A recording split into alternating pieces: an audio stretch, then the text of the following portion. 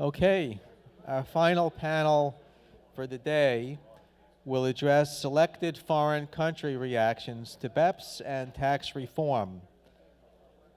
The panel is going to be moderated by visiting Professor Luis Choueiri of NYU Law School, representing Brazil. KPMG panelists include Penny Chen, representing China, Adrian Crawford, representing Ireland, Justin Davis, representing Australia, Pia Kramer, representing Luxembourg, and Russell Fielder, representing the United Kingdom. Professor. Thank you, Larry. Good afternoon. The last panel. I'd like to inform how we're going to act today. We have divided BEPS in 3 themes here. You'll have action 2 and 4 first.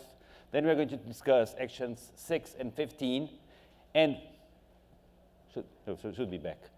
At the last, we're going to have transfer pricing issues and action 5. Since we have only 50 minutes, we should just begin. And Russell, please, do theme 1. Thanks, Luis. Hi, everyone. So I think the aim of this is we're going to talk through some of the differences really in the way foreign countries are approaching BEPS, and that's some of the different attitudes and some of the ways that they're applying the rules. And I suppose I've sort of answered my first question, which is probably the obvious, which is other countries are responding and they are implementing BEPS, and albeit in fairly different ways. So when I think clearly consensus and coordination amongst countries is fairly key. And we are seeing that on various levels, particularly amongst, for example, the European Union, which is adopting a very much a coordinated approach. We're still seeing countries act somewhat unilaterally and taking their own actions. So this is a sort of an exercise in looking at how different countries are viewing things. I think, to my mind anyway, before you sort of get into those actual changes, is just a sort of a reminding ourselves why some of these differences exist. I mean, I've, along with others on the panel, and I've been this side of the Atlantic for nearly 6 years now, and so I've sort of had one foot in this side and one foot in Europe, and it's been hugely interesting to see the different reactions and the reasons for the differences and changes, why the Europeans in particular, and I think to some extent the Australians, have really grasped BEPS and taken it by the horns, whereas in a much different way to the Americans have. And I think one of the key reasons for that, at least in my mind, is in addition to the aim to attack genuine instances of base erosion and profit shifting, has really been the public pressure, the media focus, and the public debate around tax morality and multinational tax avoidance in particular. And it really got to various stages, but certainly a year or two ago, it seemed like across Europe, every day there was almost one multinational on the front page of a mainstream newspaper with a story about how little tax it was paying, and that became very, very regular, and that really pushed it into the light. And then I think even things like the Panama Papers, although that's not largely focused on corporates, it still brings the debate around taxes back into the limelight, and we've seen European prime ministers resigning, or close to resigning anyway. So that's really driven that, and I think that's resulted in this sort of somewhat mismatch or hodgepodge of different implementation. Let's say the Europeans taking it some way, and we've got the Europeans who have probably gone above and beyond what BEPS proposed in many ways, and then maybe on the other side the US, which aside from maybe country by country reporting perhaps isn't that close to that yet. And then I think probably fair to say Australia's somewhere in the middle. Yeah, I mean, Australia had the presidency of the G20 when a lot of the OECD work was being done, and it's fair to say Australia is an enthusiastic supporter of the BEPS or the OECD work around BEPS. Obviously not subject to the same EU pressures that the UK is subject to. And so Australia again has also been hijacked, I think, by the public perception issue. There's a Senate inquiry into corporate anti-avoidance that is now entering its 2nd year. That led to some unilateral action, but it's also, the concern I have is that tax policy in Australia is being driven by non-taxation, is being driven by the BEPS debate, and some of the policy issues around national interest, around tax competition are being lost. And that's one of the concerns that I think has come out of the BEPS debate, particularly from an Australian context. Yeah, I think that's been echoed in the UK and elsewhere as well. That pressure's become fairly immense and is pushing a lot of the change. So we just wanted to sort of bring that to life with a few examples really and a couple of BEPS specifics. And The first one was going to cover is around hybrid mismatches. This is BEPS Action 2. And I think this is quite a good example because it's where there's actually been quite a lot of action taken. And I think that one of the reasons for that is probably because of all the instances of BEPS. Hybrid mismatches or the abuse of hybrid mismatches is probably seen as one of the more egregious. And so we've seen various actions taken so far. And so, for example, you know, the EU, again, at the EU level, I mean, for some time now, a couple of years ago, changes were made to the Parent Subsidiary Directive, which effectively is in many ways is a pan-European tax treaty that avoids double taxation. But that was amended to avoid or to stop instances of mismatches arising through hybrid financial instruments. And the EU said that it will implement the full OECD proposals in an intra-EU context as part of the upcoming BEPS directive. So that's the EU's example. But even within the EU, we've got unilateral action. So the UK was, even before we got the final OECD report, the UK announced that it would be introducing hybrid mismatch proposals consistent with the OECD proposals. Or the recommendations, and it's done so. We've very recently got what is near final draft legislation, which by and large does follow the OECD recommendations. So that's a good example of even within the EU, where there's this really high level of coordination. Some countries are taking it upon themselves to push forward on their own agenda. And again, Australia's in a similar position. Right? Yes, so the hybrid mismatches is an interesting one from an Australian context.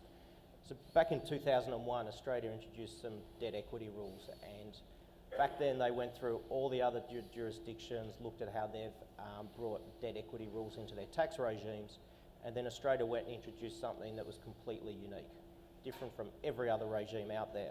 So that gave rise to a whole lot of hybrid instruments. And so when the Action 2 final report came out, they did refer it to the Board of Tax to initially do a review of the debt equity rules. And then coming out of that review, they've now asked them to look at the implementation of the anti-hybrid rules and to make a recommendation as to how they should be implemented, but have also asked them to look at the economic costs for Australia. Now, it's not clear whether the economic costs that they're being asked to look at are the economic costs from having hybrids in place, or whether it's the economic costs of introducing anti-hybrid rules. And the reason I say that is the expectation is that in the budget in early May, they're going to announce basically a full implementation of the final OECD report, both inbound and outbound. Now, from an inbound perspective, I can understand why you have anti-hybrid rules in place, because at the end of the day, Australia's giving that deduction. But from an outbound perspective, if I look at very simply a US domestic partnership structure where if the US is happy to give me a deduction on external debt, which I'm already getting in Australia, and that helps an Australian multinational be competitive in the US market, why does Australia want to shut that down? Like, there is no benefit to Australia, and this is part of the, I think, concern around the BEPS implementation is you can take a holier than thou approach, which is let's fully implement it, let's be a good global citizen, or do we want to put a bit of realism into it and say, well, okay, we want to implement it, but what's going to be the implications for employment in our country, our businesses? Because at the end of the day, the competition for global resources is still going to be there. At the end of the day, you're not going to get full globalisation around tax policy. So that issue is something that I think that the current government is aware of, but there is a lot of political pressure because of the inquiry that's in play at the moment. And so how some of these things, such as the hybrids, are going to end up being implemented will be interesting to see, and it will show you what policy has driven the legislation. Yeah, and I think that's consistent. I mean, that sort of approach of why do we care if someone else isn't taxing or how else someone else is dealing with it is how the UK kind of went, and it's a good illustration how changing policy has happened. The UK has had anti-arbitrage rules, which really looked at hybrid arrangements since about 2007. It was quite adamant it wasn't going to change those, but I mean, as Manal Corwin mentioned earlier, the countries are kind of being dragged through this in many respects. If they don't implement, they're seen as a bad corporate citizen, and that's one of the drivers behind why the UK has scrapped those rules and has replaced them with OECD-compliant rules.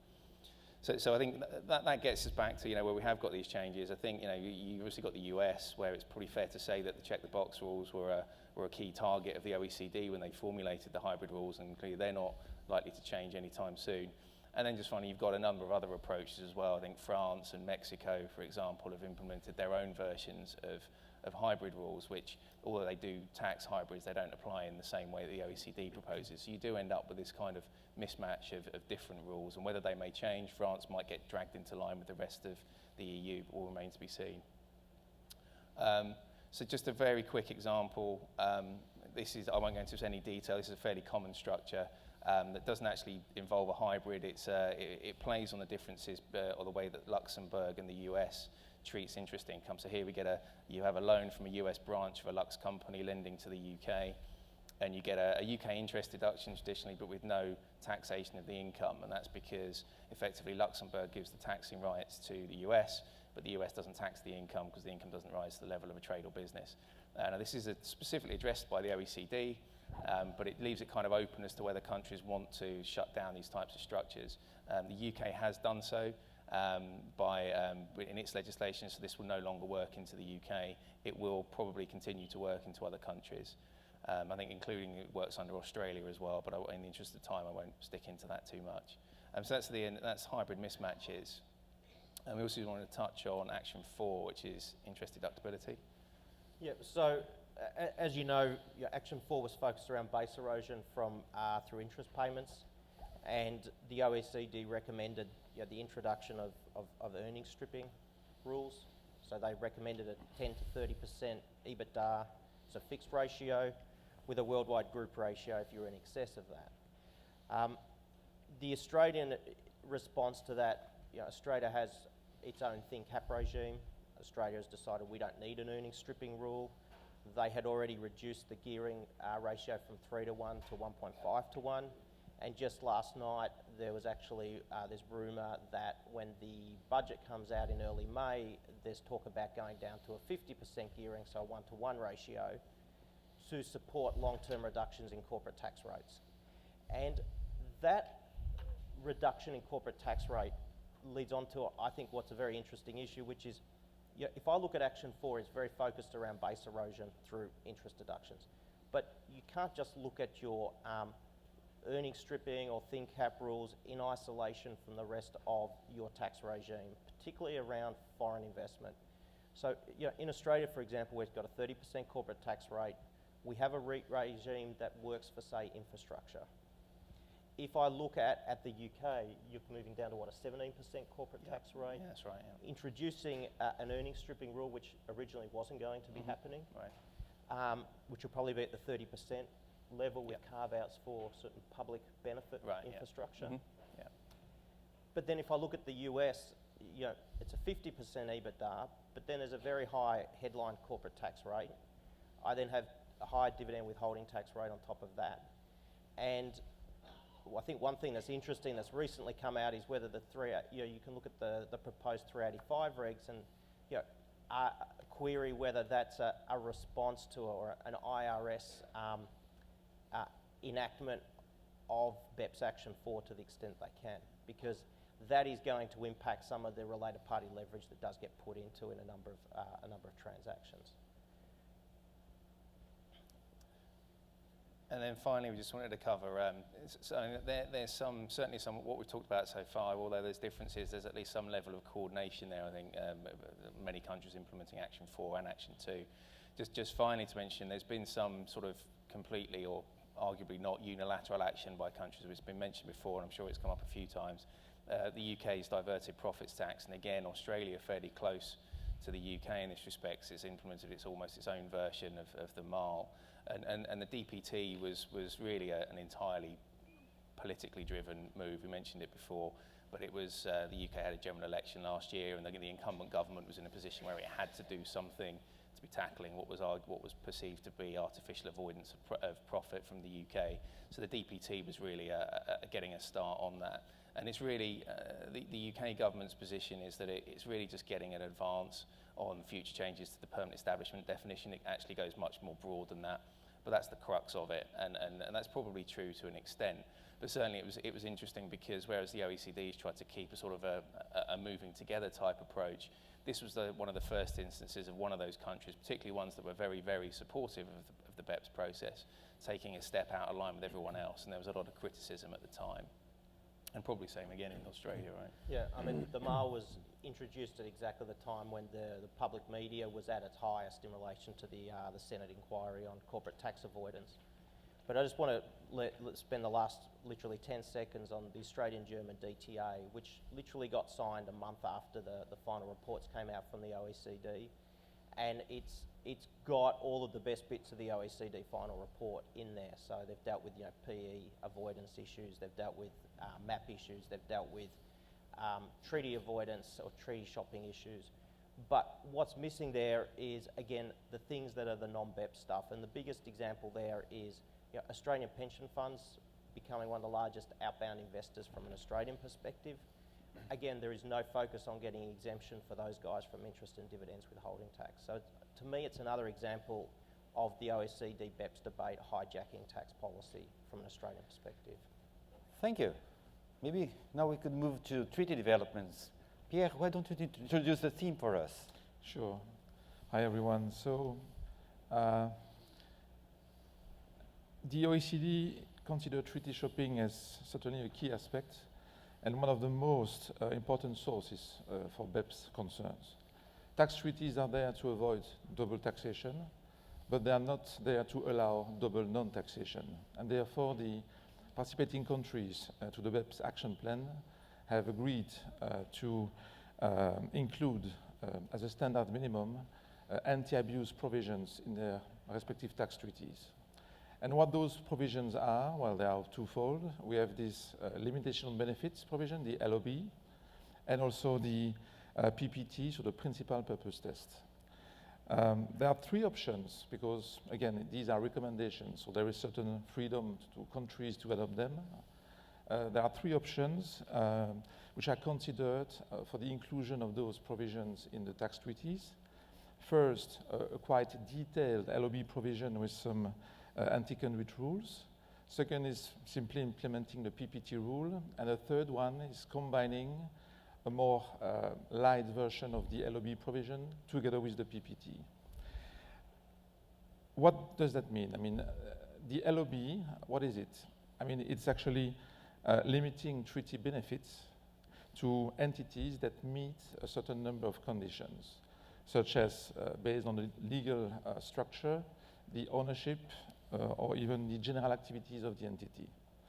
And for the PPT, under the PPT rule, it's one of the principal purpose of the rule is to obtain treaty benefits. Then those treaty benefits would be denied unless those benefits would be in accordance with the treaty purpose and objectives. So that's one of the things we will be discussing. The second aspect is Action 15, the so-called multilateral instrument. This is an extremely important element because it really aims at accelerating the implementation of BEPS-related measures in existing tax treaties by allowing the signatories to the multilateral agreement to adhere to those new provisions being automatically applied without having to renegotiate the respective bilateral tax treaties. And finally, what we will address is also, as a result of those changes, Action 6, Action 15, how will this impact on the way to structure cross-border investments? That's certainly a key discussion point, in particular for intermediary countries such as Luxembourg. And this is certainly also what we will be discussing, and especially the increasing importance of the substance topic. Thank you, Pierre.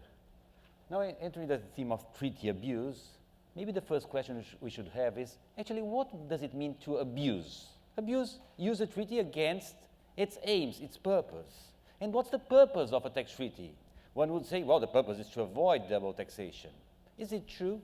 Is this the reason why countries sign treaties? I have here a concrete example. I chose Luxembourg, Brazil, and the US. Brazil has no treaty with the United States. However, Brazil does have a treaty with Luxembourg. And it is obvious that Luxembourg is not such a big economy for the present representation in Brazil. Just for you to have an idea, in this year, the second second biggest investor in Brazil was Luxembourg. So, what is happening most probably? Of course, third countries are using the treaty to invest in Brazil, what you call treaty shopping. The question is this against the purpose of the parties of the treaties?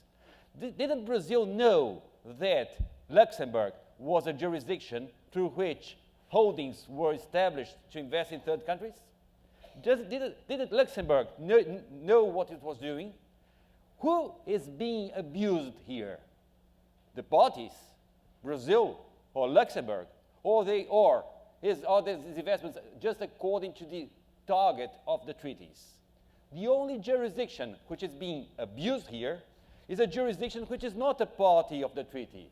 This is the United States, that because of this structure, there is no reason for Brazil to have to sign a treaty with the United States, or at least not this reason, because US investors can find a way out to invest in Brazil.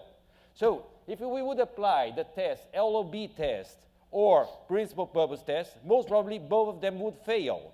And in case the countries, Brazil and Luxembourg, would introduce LOB or PPT in the treaty itself would have no substance anymore, unless, of course, for the few residents in Luxembourg who would desire to invest in Brazil. Now, if we speak about the Action 6, if we speak about intermediary jurisdictions such as Luxembourg, there is really a topic which is becoming critical, and this is substance. Because you need to somehow justify to the eyes of the world the role and business rationale of why you introduce a Luxembourg entity, for instance, in those cross-border investment schemes. And again, if the sole reason or the main purpose of a structure is to abuse a treaty, under BEPS 6, forget about it. It will be useless. So another question is, between the LOB or the PPT, who is basically going for which approach? I think there is a big distinction to be made between the US, which certainly will go for the LOB provision. They are very used to LOB in their tax treaties. And in Europe, the focus is clearly much more on a PPT rule. So that's also very important. And Luxembourg is certainly following this approach. So on that basis, what are also the trends that we should be expecting in terms of the whole of those intermediary jurisdictions such as Luxembourg? Well, we believe that as a result of those changes, which are in a way a bit dramatic for countries such as Luxembourg, Netherlands, etc., there will be a real shift in mindset of many people being active in cross-border structuring, and there will certainly be a key word that will always more be on the table. It's substance. And by substance, we mean many different things. My background is alternative investment, so if I use example in the investment fund industry, and Luxembourg is a very popular place, as you know, ranking number 2 worldwide after the US for investment funds. What we expect is that we will see a consolidation, a concentration of substance. That means actually that when you have an investment fund, which is typically managed by a fund manager, and for which you have the need to have a sub-investment structure, we are likely to see always more concentration of substance in one single jurisdiction, which very often, always more, will be the fund jurisdiction. So it could be Luxembourg. What we also are likely to see always more is attempts to simply try to avoid the consequence of BEPS. And what I mean by this, again, in the context of alternative investment funds, what we see always more, and this is an immediate consequence of all of these BEPS discussion, are structures where tax transparency or assimilated structures are really targeted. So the aim being to try to shift taxation solely to the level of the investors and try to achieve neutrality without the need to formally rely on a country tax treaty in particular. So this is a trend we see, we observe. And what is also very interesting is in the context of those draft public discussion paper from the OECD on treaty access for non-CIV funds, so non-collective investment vehicles. There is this proposal from certain industry players to go at least to consider the concept of global streamed funds. And the idea would be, irrespective of the cross-border nature of a given investment fund structure, the idea would be to go for full exemption from the investment country through the intermediary jurisdictions, if need be, up to the fund level. And then the fund, being itself typically tax exempt, would need to compulsorily distribute all of its income, and then taxation would happen.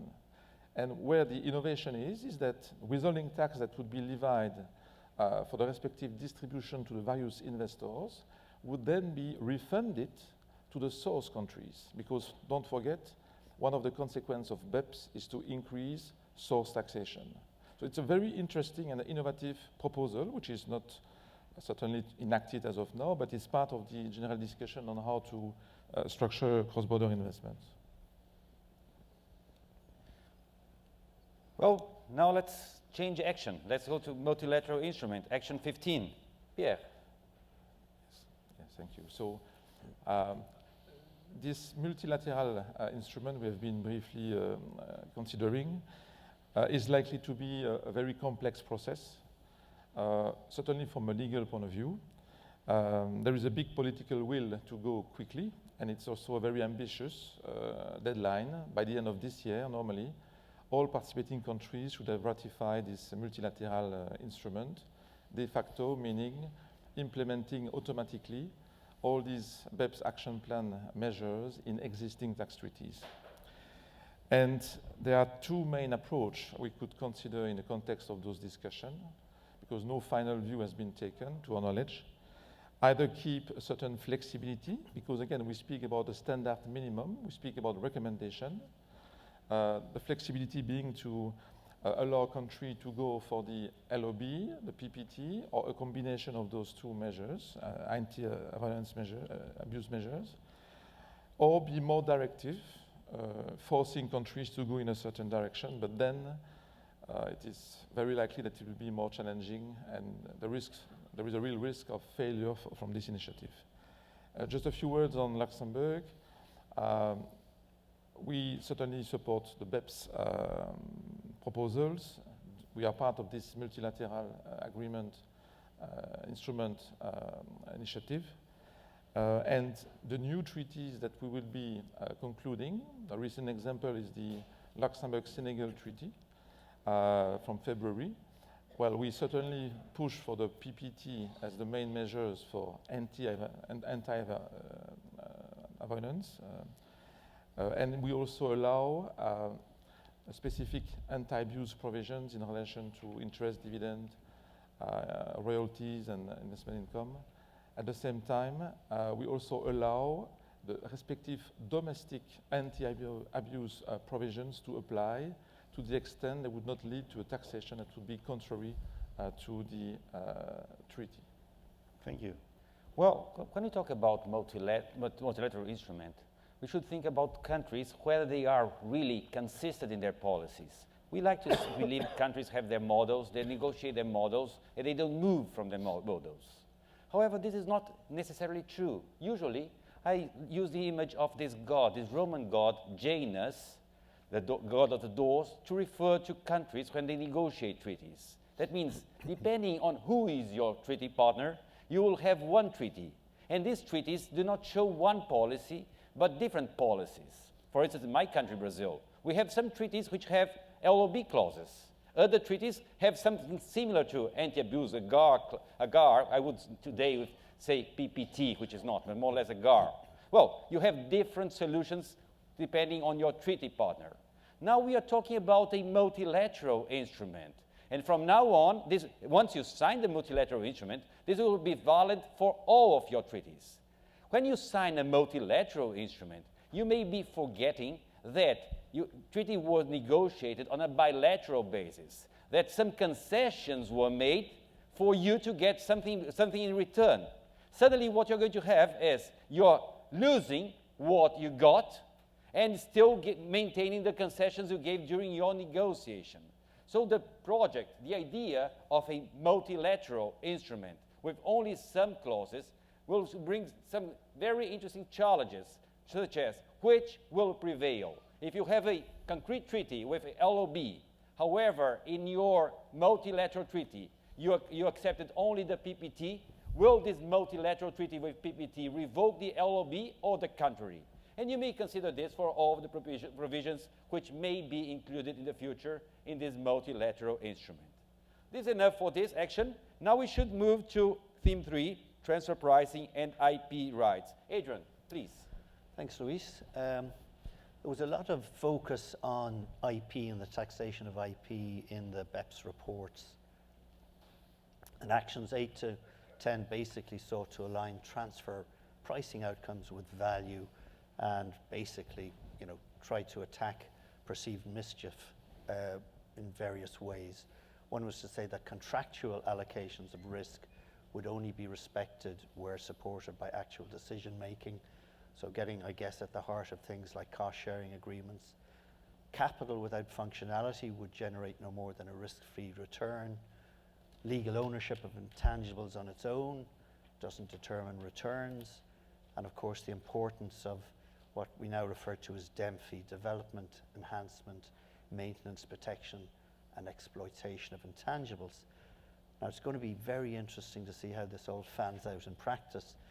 And simply from an Irish perspective, we would probably say Ireland in many ways has been a supporter of one of the principal thrusts of BEPS, which is to align, I guess, value with substance. And our 12.5% rate is dependent on substance. And Irish Revenue in some ways have been ahead of the game here because they've had statements of practice on this going back many years. So, as I say, I think there's going to be a lot of interest and probably disputes over this whole question of control over DEMFI. And I think, being Irish, I think of all of the typical types of structures we have in Ireland. We have big subsidiaries of pharma companies, of software companies, new digital companies, often with very significant numbers of employees, often parties to cost-sharing agreements directly, or maybe licensing in the IP from an NRI. And some are looking at onshoring this IP into Ireland. And the question, I think, is going to be, in the new world, how does one in practice determine what level these DEMFI functions need to be? Because for a lot of these multinationals, of course, the really top guys will naturally tend to be in the US, and that's just the way things happen.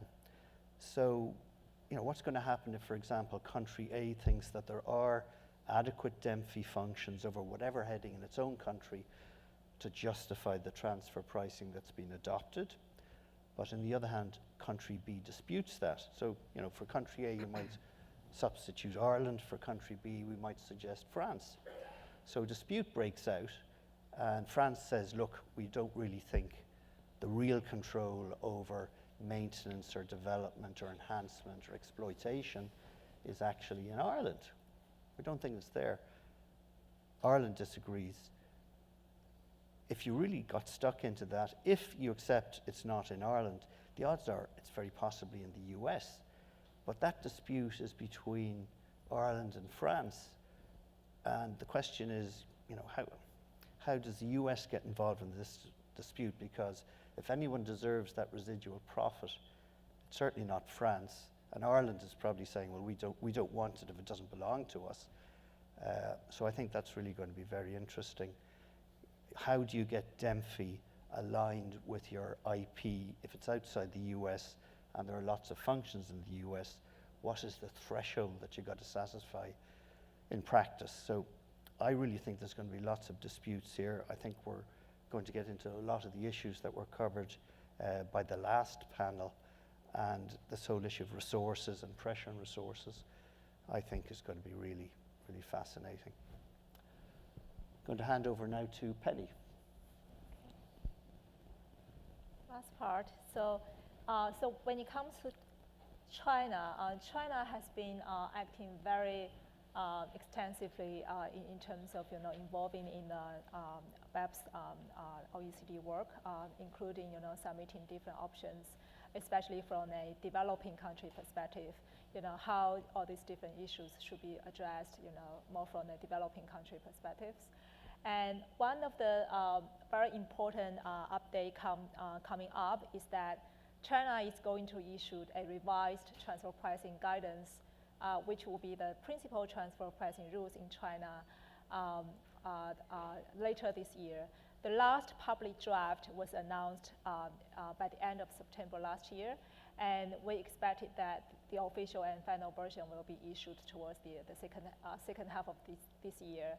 And in these upcoming transfer pricing rules, we expect to see a lot of the BEPS ideas and developments will be included into the China context. So looking at this map, so traditionally many MNCs, they have set up their presence in China as a manufacturing company or a local sales and marketing support entity that are compensated on a cost-plus basis. Now, over the recent years, the Chinese SAT, the State Administration of Taxation in China, which basically is the central taxing authority in China, they have brought up the concept of cost saving and market premium as the location saving advantage concept.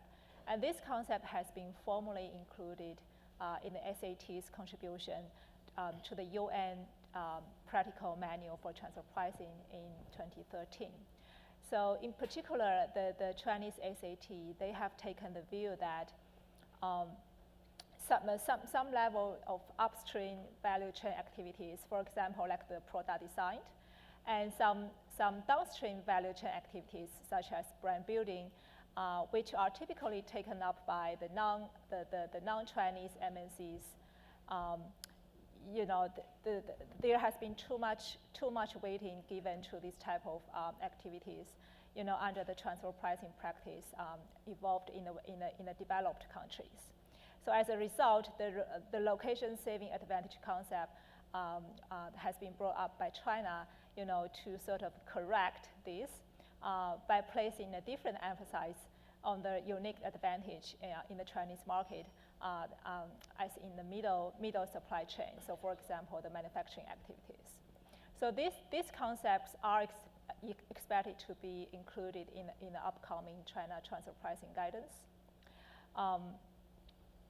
The other very important aspect that are going to be included in the upcoming revised China transfer pricing rules is the Damping analysis. So like Adrian just introduced what is involved in the Damping analysis. Basically, overall, China has adopted a consistent approach when it comes to a Damping analysis as OECD. However, there are some local variants purely from a China perspective. For example, on top of the DEMPE, D-E-M-P-E, China has added one more character as P at the end, representing promotion. So that actually implies an enforcement by China by emphasizing the importance of the local Chinese market promotion and also the consumer product awareness, brand building in the local Chinese market, as a significant contribution to the value creation. And in addition, for example, Adrian also mentioned, the OECD, under the OECD works, OECD actually emphasized the centrality of controls of functions and risks. However, China only barely mentioned control as a factor to consider, and it does not mention the decision making at all. So that's a different perspective, when China views, how Damping should be performed. And on the other hand, China does emphasize, again, the importance of the local market adaptation. For example, the maintenance of the local Chinese customer relationship, the local brand building, and for example, the establishment of the market channels in China. That has been emphasized in China's Damping analysis. but this remains to be kind of silent under the OECD work.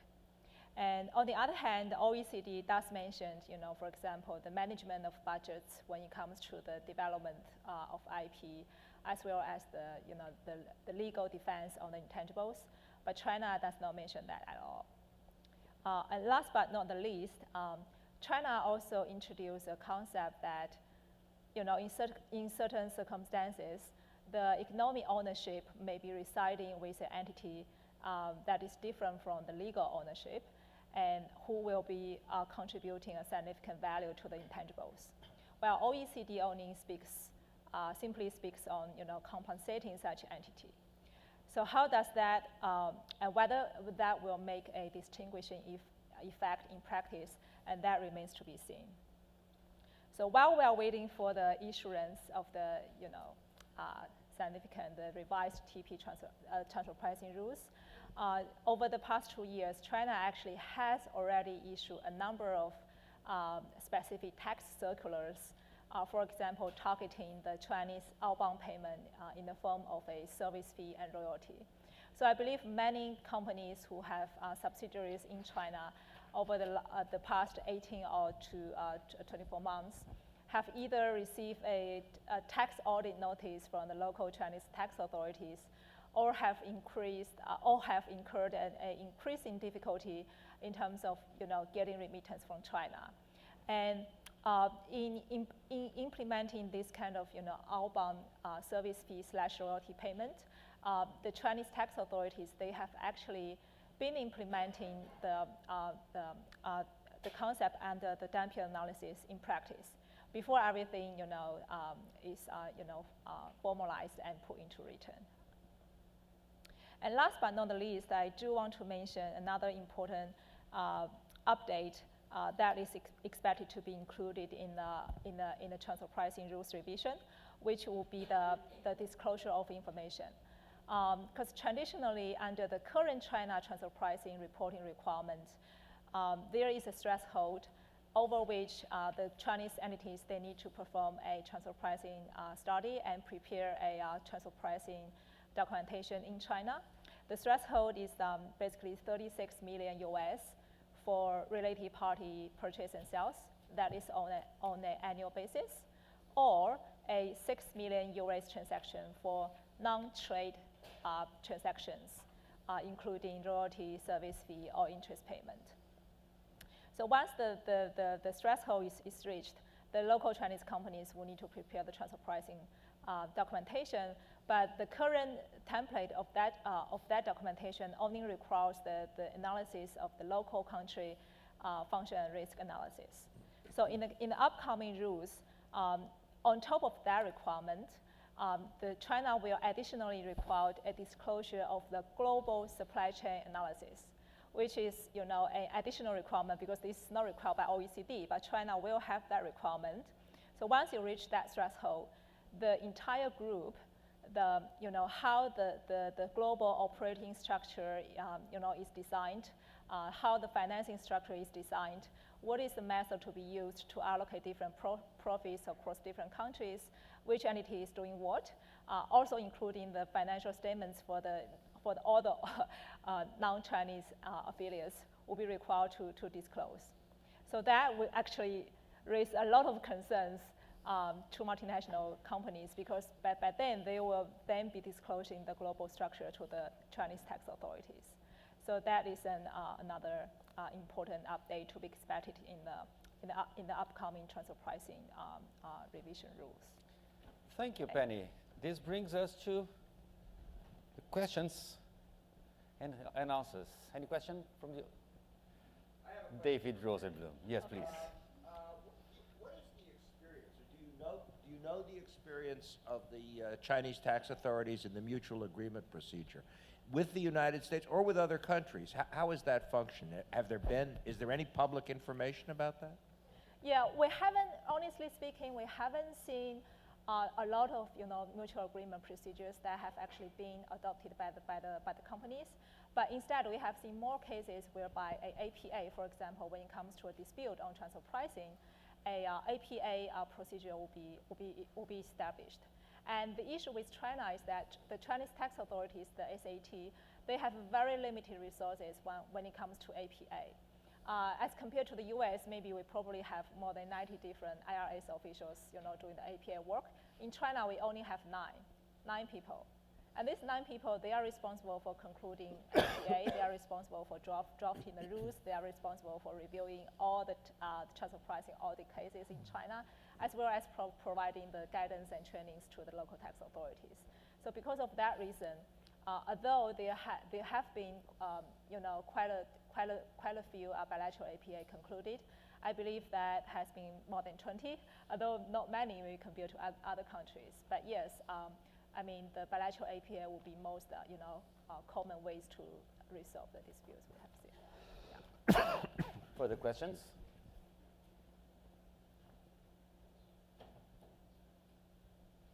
Larry.